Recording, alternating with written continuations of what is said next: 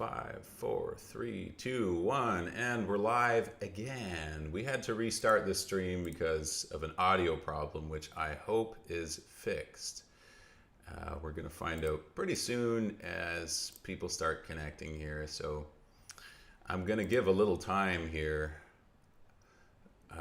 just to see if this is okay. So next stream is next week at same time, same channel, Friday at 12. We're going to be looking at the Rachmaninoff Prelude in C sharp minor.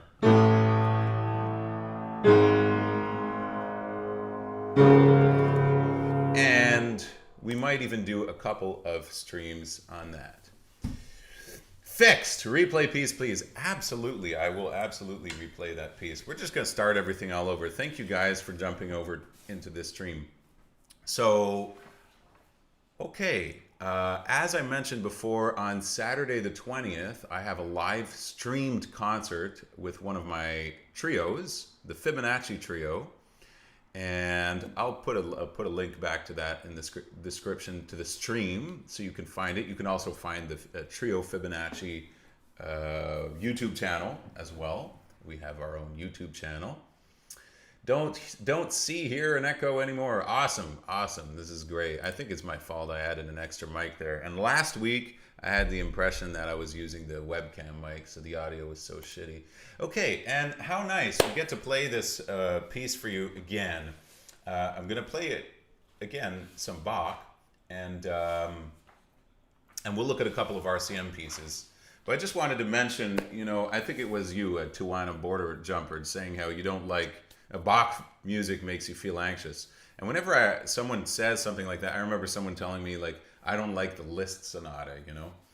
I'm always so motivated to show this person something that could get them to hear something a little bit differently. So, you know, if someone says they don't like the Liszt Sonata, I'm always thinking, like, you haven't heard it played a certain way, or maybe you've heard it played really poorly, in which case it could be excruciating. And Bach, you know, my inclination is that maybe you're hearing different kind of Bach, you know, but there's a lot of Bach that's so soothing. So I just picked this Allemande. I mentioned it briefly last week. It's the second movement of the D major Partita. So here we go. And it's one of my favorite pieces by Bach. And I'm happy I get to play it for you again.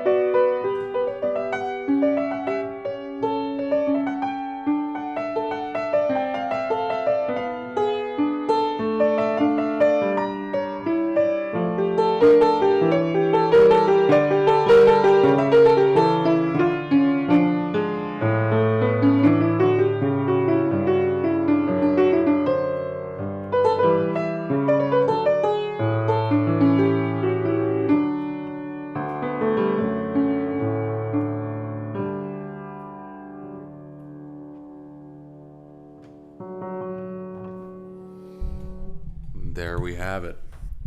So, tell me how anxious that makes you feel. As far as I'm concerned, Bach is the embodiment of music, and after him, it cannot reach a higher apex. It's some deep words, man. That's it's hard to say, you know. Bach is incredible in that he didn't really innovate so much. Everything that he was doing, other composers were doing, but he took it to a whole other level, and that's really something. Hi everyone, Gucci Talls, A10 United, Wojciech, hadn't heard from you in a while. Can you show how to play really soft playing on piano? That's a great question. We can do another video on that. You know, here's what, I think this was Stephen Kovacevic, one fine summer, was showing a group of students. Very simple exercise. Let's say, let me take a part in this. I love this. Where does this start? Let's say we want to play this really soft.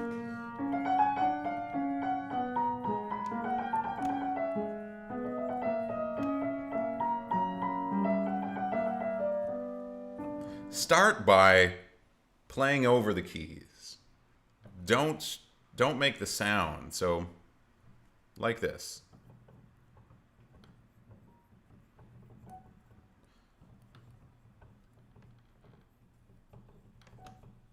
With the right notes. So see, we try to get zero sound coming out of this. Start at that level because that's zero. Then go down a notch, just a little notch, so that a couple of notes come out. Not all of them, really not the majority. So probably sound like this.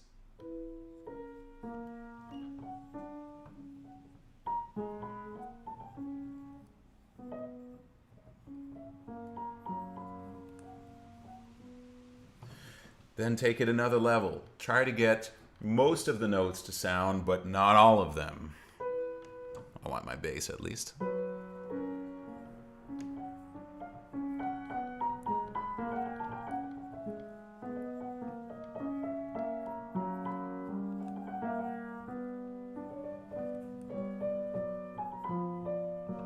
And then from there, it should be very easy to go to the next level where you have really all the notes, but a real pianissimo, triple P even.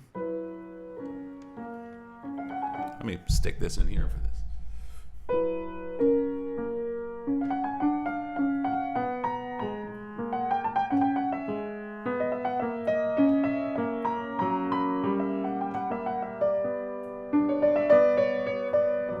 So there we go. I don't know if this was really the best example of this. You know, maybe take some Beethoven or something, or whatever it is you're working on, that you try to get that as soft as possible.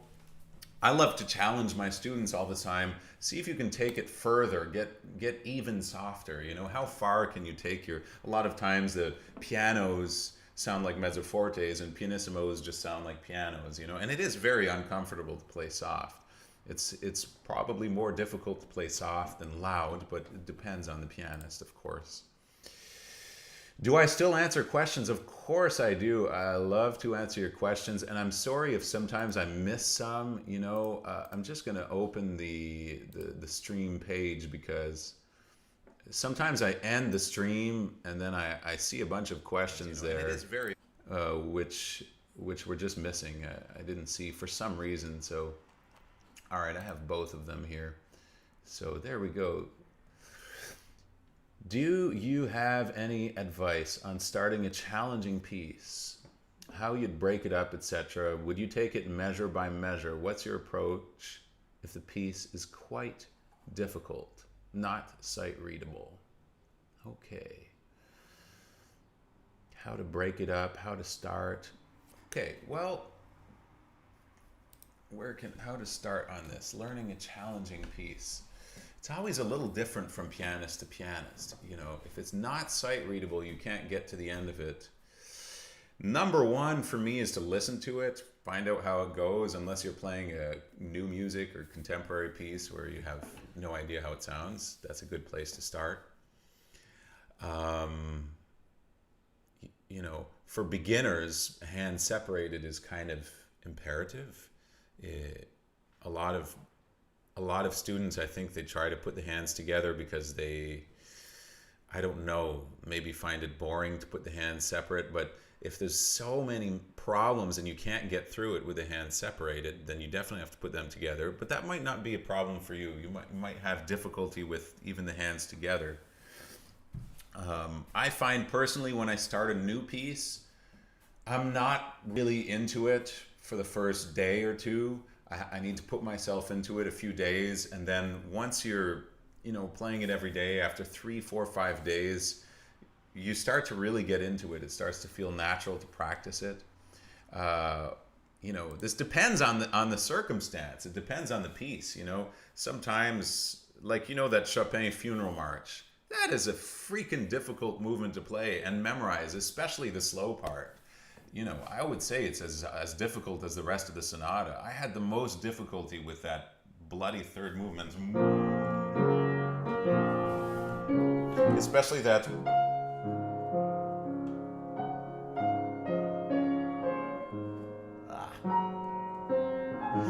It's not easy. It sounds really difficult, but it's not. So there's a different approach to, you know, learning a difficult thing like that than learning a difficult thing like, I don't know, let's say Liszt Sonata, you know.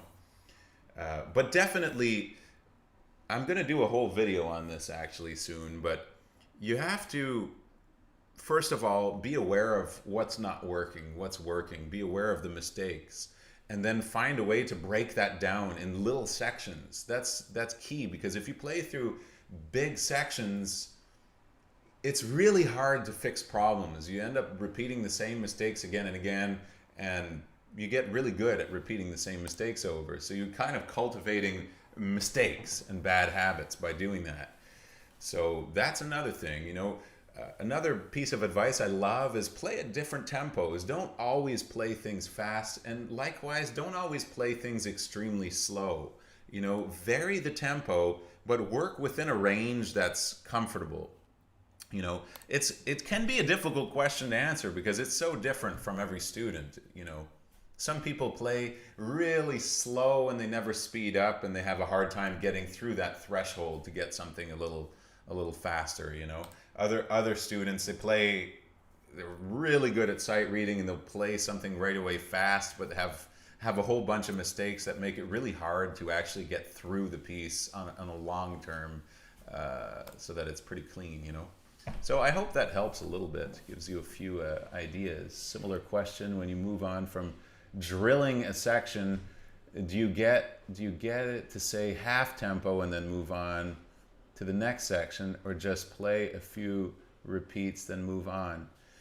Yeah, you know, it depends on how it is for you. If you can get it up to a certain point, I love working with a metronome. You know, if I have very little time, I have to learn something. Let's say I have to accompany someone, I'll take a piece and work on it with a metronome. If it's really technically challenging, I'll just play it slowly with a metronome and kind of keep track of where I'm at, and gradually raise the speed. But don't be too ambitious. Don't raise the speed faster than you're able to play, let's say, that day, you know. And then the next day, usually, let's say you want to play it at 120, quarter note equals 120. So you're playing around, let's say quarter note equals 70, really slow tempo, and you get it up to 90. You probably the next day you go back to like 80 or something, or start again at 70 and work your way faster up to maybe, you know, 96 or 100 or something like that. But you work very gradually, and if you do stuff fast, if you do get it up to a fast speed, here's a really good idea. Once you've played it really fast and you're at the end of, let's say, working on this section or working on this piece, whatever, play it slowly one last time. Just finish on it slowly so that you don't finish playing it quickly and insecurely with a bunch of mistakes. That can help a lot, you know. Drilling a section. I love that. I would drill the section, get it up to half tempo. You get it up to where you can for that day. It's different, every day. So don't push yourself too far tempo-wise. Try to get it solid in a certain tempo. Maybe sometimes there's sections where if you have a lot of jumps, here's just another random example. If you're playing something where, let's say, the left hand is jumping all over the piano, you can't really play that stuff well while reading the score. You just have to memorize those sections immediately. That's for really complicated pieces. At what point do you move on from a section of a piece? At 100% tempo? Yeah, I think that's kind of what we just talked about. You don't have to get to 100% tempo. It's probably a really bad idea. If you're able to do it, great. But if you can't, you leave it and come back to it another day. Don't always... don't push yourself tempo-wise too fast. And, I repeat myself a little bit, but it's the same. It's different students will have different problems. Some people need to be pushed to play a little faster. Some people, it's the opposite. Me, I always played everything too fast. I didn't care. I'd make a pile of mistakes and I didn't even hear them. So if you're like that, then you have to actually, get a little bit of patience and do things a little slower so that it's properly done. I will try to be here on time. Cool. Steve is the best. Thank you, Benjamin. Hello from Brazil. Awesome. Hello from PA. Is that Pennsylvania? I don't know if this is valid here, but how do you transfer the weight in Bach Well-Tempered Clavier Book 1, number 5 in D major? Well, we played that last week. That is such a freaking good question. Luis King, thank you for asking that, because yeah, I was looking at this piece a month ago and had a sort of breakthrough with it myself while just learning it, and I totally want to talk about this and do a video. I think you're talking about... That's a really great one. Well, we'll just talk about it a little bit, but I want to do a video on this. It's such a different thing to go from playing... Let me make sure you can see here. Playing with this, really relying on your fingers and transferring the weight. And one of the keys here is you need to know when are you using wheel and when are you using rotation. So here's the wheel, and then every time you have, then you use this movement. So So basically, wheel is always transferring like this, and then whenever you have a zigzag, a note that goes up and down, then you need to use this. So ya-da-dee-ba-dee-da-da-dee-da-da-da-bum. And then eventually, if you can get to this really relaxed state where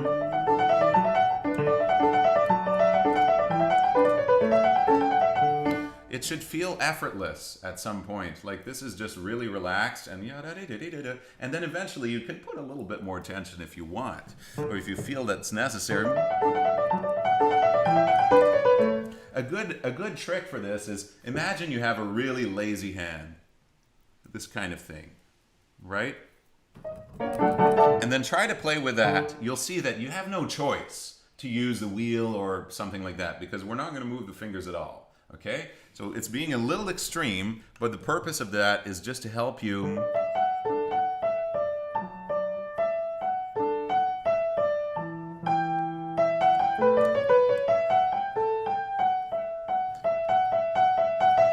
even just 2 notes, Practice playing 2 notes, D, E, but without using this, so you have to stay connected, right? And not... And that's the same thing if you're doing...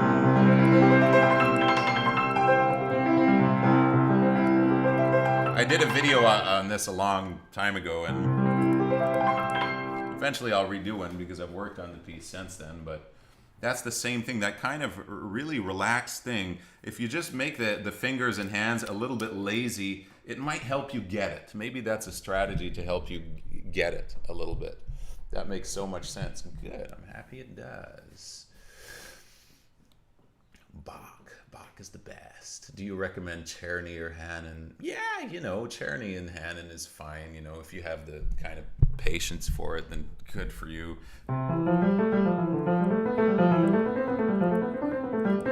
It can be really hard to have that accuracy between the fifth, fourth, and third fingers. So those are great exercises. And I kind of like how, they're all centered around this wheel. Some of them rotation, sometimes rotation as well. But sometimes it's more challenging to do those slowly. All right? So, next live stream is Friday at noon. Same thing. We're going to look at the Rachmaninoff Prelude in C sharp minor. We're going to do a little session on that. It's going to be kind of like a live, I don't know, maybe some kind of live piano lesson. If any of you are looking at that piece or want to look at it and want to connect, especially to look at that, then join us. You don't have to be. You can join us anyway, no matter what you're doing. And absolutely. Okay, there's a bunch of videos that I said I'd make and still haven't made, which we looked at in the last live session. The dedication, you and I, a bunch of pieces that are in the RCM books. So we'll be filming those shortly, and you'll start seeing them. And I want to show you a few more. We're going to start with Consolation by Felix Mendelssohn, Opus 30, number 3. This is from the Songs Without Words. They are so beautiful. This is one of the ones that's been a bit more, maybe one of the more mainstream ones, one of the more popular ones. Consolation. And for the record, Mendelssohn never gave these pieces titles. They all have titles like Spinning Song, Pilgrim Song, one of my favorites. They're not by him. They are really not only without words, but without titles. So you've probably heard this one before. You can also find it in the RCM Celebration Series, Book 7. It's in the Book 7. And it's, another piece that's deceptively difficult, but here we go. I played this piece for you because we'll also have a video on that in the next few weeks.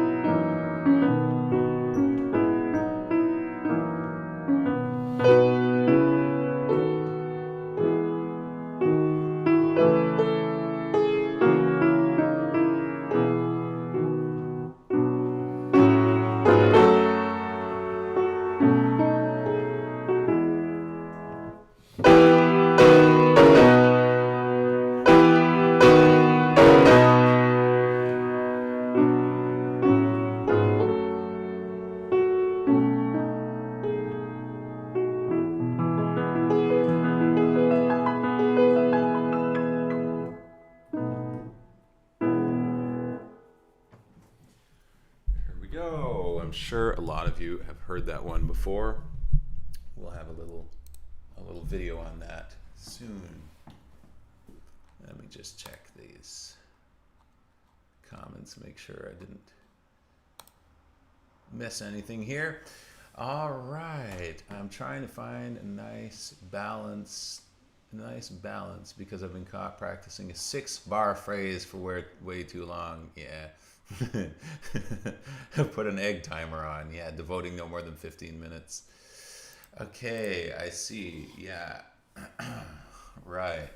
Yeah, I mean, don't get stuck. Usually if you're doing something for even 5 minutes and you don't see an improvement, usually you're missing something. You have a bad fingering. Your technique is off. That's often the case. So maybe that's a good idea to not waste too much time on things, always check. You know, if I run into that situation where there's a thing, it's just, damn, I've been working on this piece for weeks and I still haven't nailed this thing. I start to look at it and work on it, and it's not getting there. Usually, I just failed to employ the right technique, you know? So you have to be able to see what's there, you know? Take any passage and find out what's going on. Let's say this consolation. We got wheels here.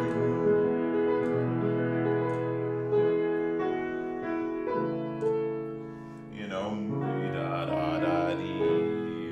this is not such a challenging thing technically, but usually it's the case. There's a technique missing, or you have a bad fingering, and that's a problem. Hello, you're so underrated. You should have way more subscribers. People have been telling me that for years. It's kind of like nice. I'm like, great, I should have more subscribers. Where are they? Subscribe. Like the video and subscribe. Thank you for that. No names for pieces, just like Chopin. Absolutely. Chopin was Funeral March. Absolutely. Chopin did not title these things, but yeah, that's obviously a funeral march. So is the F minor fantasy in some ways, some kind of funeral march in a way. It's kind of like his own funeral march, a royal one. Very exquisite. Yeah, Chopin wasn't into programmatic music where, like Liszt, for example, or Schumann is so into programmatic music, like Butterflies or Carnival, you know, and every piece has a title with an image to suggest what it's about. Chopin didn't do that. He was just like, this is my music, and it was personal. So Beethoven also. Beethoven is very little programmatic. One of the only programmatic pieces by Beethoven is the Sixth Symphony, where he actually writes things like, you know, the peasants are, you know, having a folk dance, you know, and there's all that stuff, and the thunderstorm and all that. So that's for sure. Okay, one last little piece here, and we'll finish with a little jazzy one. This is called Scamp by Christopher Norton. This one is in the RCM Celebration Series, Book 5. And it's a cool little piece.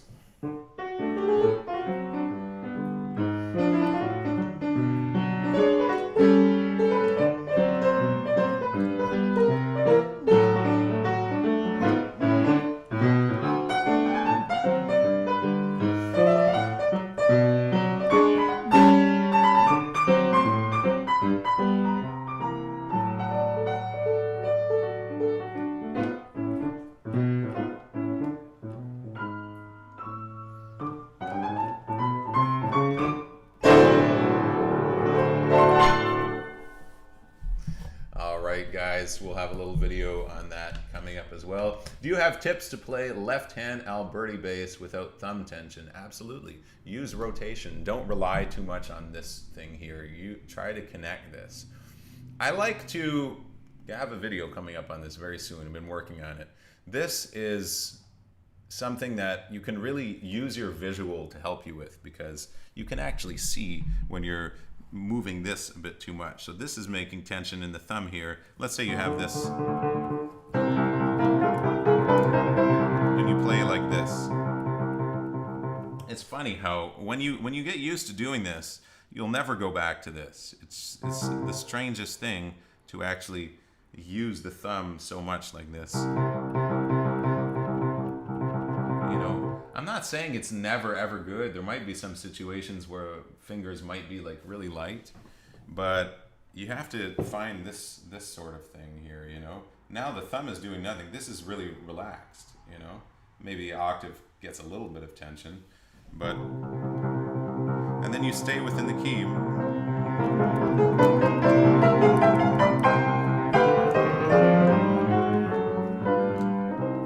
So that is a good way. Or Alberti bass was the question. So Alberti bass, you also have a little rotation, you know. I know it's awkward in the beginning. You're like, that doesn't make sense. But when you get the movements really minimized, it just feels like the piano is an extension of you. But not just this, like you're tickling the piano, you know, tinkling the ivories, as they say. But you feel like, try sometimes, play as if you had the pedal on, but no pedal, your Alberti bass. So, no pedal, but like very legato. It makes you stay inside the keys. So one of the reasons probably you have tension is, yes, this thing here, plus being so much above the keys all the time when you attack, instead of right on them. Always try to keep this connection. It's like, you know, you have like magnets in your fingers, and the piano has like magnets in it too. So you're always close. You're not doing too much lifting the fingers so high, right? A good time to lift the fingers is when you release the notes instead of playing them. So, okay, there we go, guys. That's the end of this stream. So I will see you next week, next Friday, with a couple of videos in between. We'll work on that Rachmaninoff C-sharp prelude. If you like the stream, please like the video. Don't forget to subscribe if you haven't. And if you want to know when we're live and receive notifications, click the bell next to the subscribe button. Then you'll get notifications whenever we're live. And that's it. Adios. Over and out. I will see you next week. Take care.